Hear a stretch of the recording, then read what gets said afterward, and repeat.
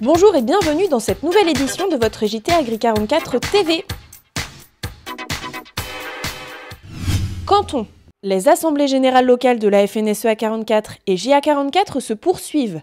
À Pontchâteau, le 19 janvier, la quarantaine d'agriculteurs présentes a profité d'une intervention de Jean-Noël Chaussès, directeur du service territoire-environnement de la Chambre d'agriculture. Sujet abordé, la consommation de l'espace agricole et les principales règles d'urbanisme. À Bouvron, le 20 janvier, après la présentation du nouveau schéma régional des structures, Michael Trichet, secrétaire général de la FNSEA 44, est revenu sur les actions syndicales de 2015 et la conjoncture actuelle. Les bureaux des syndicats locaux et CCJA des cantons de Blain et de Savenay ont aussi été renouvelés.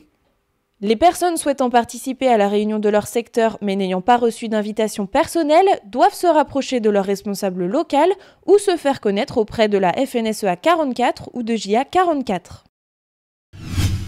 JA. Vendredi 15 janvier, les différents organismes liés à l'installation se sont rassemblés pour la signature de l'avenant à la charte Installation-Transmission.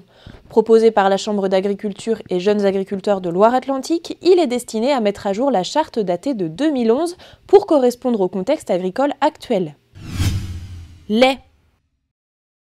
Environ 80 éleveurs se sont rendus à Concreuil au rendez-vous de l'élevage lait proposé par Élevage Conseil Loire-Anjou le 20 janvier.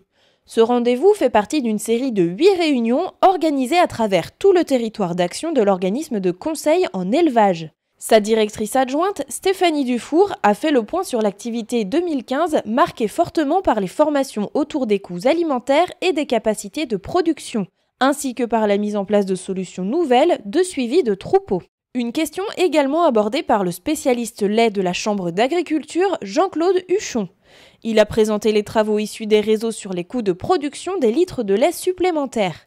Ces modèles sont désormais transmis aux conseillers d'Élevage Conseil Loire-Anjou qui pourront les faire tourner dans les élevages. En 2016, Élevage Conseil continuera à accompagner les éleveurs dans un contexte qui s'annonce encore difficile. À chaque fois, l'idée, c'est que c'est vous qui restez maître de vos choix. Et l'idée, c'est de vous apporter des éléments pour que vous puissiez décider.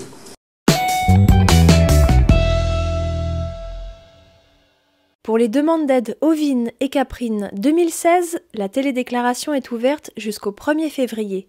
Les règles sont les suivantes. Détenir au minimum 50 brebis ou 25 chèvres pour déclarer. La période de détention obligatoire est de 100 jours à compter du 2 février jusqu'au 11 mai. Dans les élevages ovins, pour bénéficier de la majoration de 3 € dans le cadre de la contractualisation, il faut impérativement détenir un contrat annuel signé. Pour les pièces justificatives, vous avez deux solutions, soit par courrier où les documents sont à établir au plus tard le 31 janvier, soit par téléchargement sur Télépack dans le cas où vous avez les documents en format numérique ou bien la possibilité de les scanner.